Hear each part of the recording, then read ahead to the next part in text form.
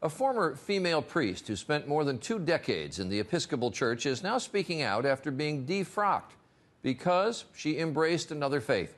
Today, Ann Holmes Redding calls herself both a Christian and a Muslim.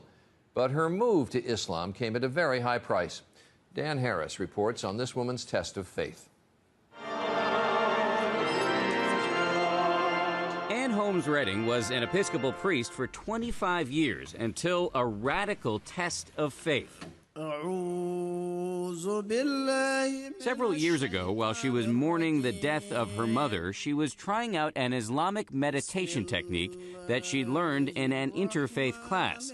And that, she says, is when it happened. It came with such clarity and such power that I could understand it as nothing else but an invitation from God. In fact, she says it was Jesus himself who led her to Islam.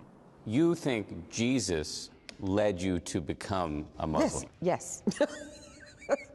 Yes. You're laughing. Because I know it doesn't make sense to people. Now, Redding not only prays in church, but she also prays 5 times a day to Allah. In Islam, Jesus is viewed as a prophet. Yes. Not as the Son of God.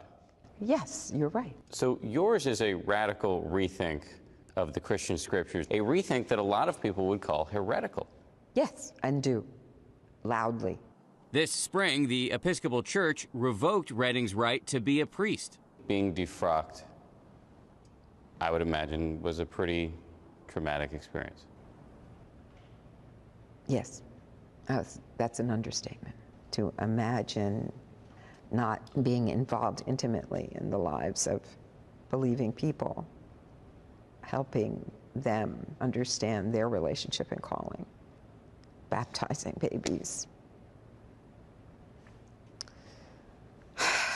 It's a big loss. It's a huge loss. Redding admits she still struggles to explain her transformation, even to herself. I am the one who's going to have to answer for this. I'm the one who's going to have to answer for what I've done with my life. And do you feel confident about that moment? It's in the best of hands. Dan Harris, ABC News, New York.